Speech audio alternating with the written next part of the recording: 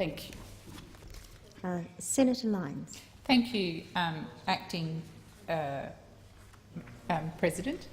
I rise to support this motion, and I just want to start by putting some facts into the Hansard and making some opening statements, because, gee, if you listen to the government today and over the last week, as I've been doing, there's just been an incredible number of backflips. There really has. This government is completely out of control, and Minister Pyne, as the Education Minister, has shown himself to be completely unfit for the job before him. He's got no idea what he is doing. So it's as if Gonski has gone and been forgotten. It's as if, according to the government, Gonski never ever existed, because now it's saying it has to go out and develop a fair and equitable model, when that is what Gonski did. So let's just remind ourselves for a few minutes what Gonski actually did. So Gonski undertook the most comprehensive review of education that our country has seen over the last 40 years.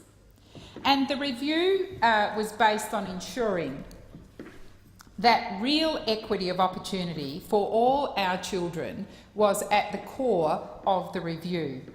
It received overwhelming support from principals, teachers and parents. And if you listen to the government today, you would think somehow that Labor is on its own in this debate.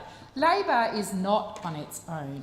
It has the support overwhelmingly of Australian parents, of Australian teachers, of Australian principals. It has support in the Catholic and the independent sector, and it has support in the public school sector. So let's not kid ourselves that somehow that the Labor opposition is some kind of ogre. We are on the side of right here, and we are with the majority of Australians in supporting a fair and equitable public and private school system in this state, one that we currently do not have.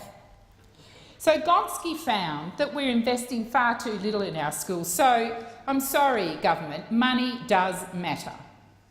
That too many students are missing out, that the current system is not efficient, I think we agree on that, it's certainly not fair, and it's not effective. So why isn't it effective? Because Gonski confirmed for us that there are growing gaps in student achievement, that Australia's overall performance has fallen in the last 10 years, that postcodes, yes, lines on maps do matter, postcodes are defining economic outcomes, and that students in disadvantaged areas are up to 3 years behind students who live in wealthy areas.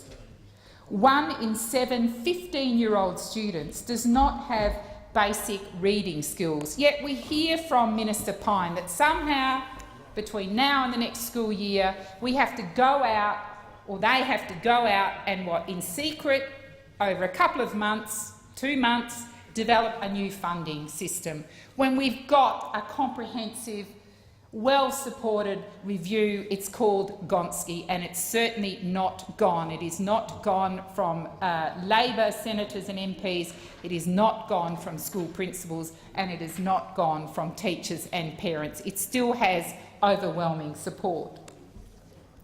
So, under Labor's reforms, following the Gonski expert panel review, we agreed that we needed $14.65 billion in our schools over 6 years, with a Commonwealth contribution of $9.4 billion. And let's be clear about what Labor's model would do, because we've heard a lot today from Western Australia, and I must say, like to correct the ACT senator, it's a shame he's not in the chamber, but as a Western Australian senator, I can tell you what's going on in Western Australia. Labor's model would put an end to education budget cuts by requiring states to grow their funding alongside of the Commonwealth. So not allowing, as we've seen in Western Australia, disgraceful cuts to education, but actually demanding and requiring states to grow their budget. And that's the reason Colin Barnett didn't want to sign up to Gonski, because nudge, nudge, wink, wink, he took a bet.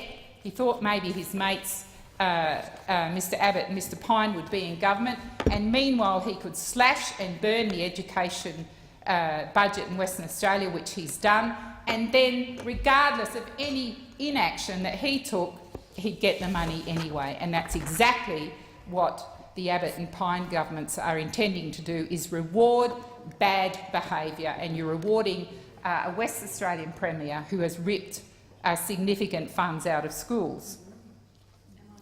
But before we get to where we are now, the coalition, there was so much public pressure on the coalition, not just from Labor but from parents and school principals and teachers across the nation, that Mr Pyne and Mr Abbott were at pains to assure the voting public that we had an unity ticket. I bet you now that Tony Abbott rues the day that those words came out of his mouth, but that's what he said at a press conference on the 4th of August, an absolute unity ticket when it comes to school funding. And in fact, again, on the 2nd of August, he was getting a bit desperate by then, he said there's no difference between Kevin Rudd and myself when it comes to school funding.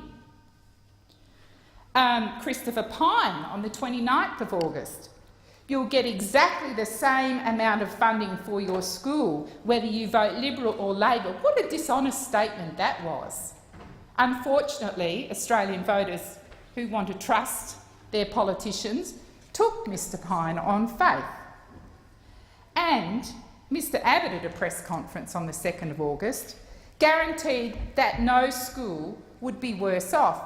But there must have been some small print there somewhere, because Colin Barnett, the Premier of Western Australia, is on the public record as saying actually in WA some schools will be worse off.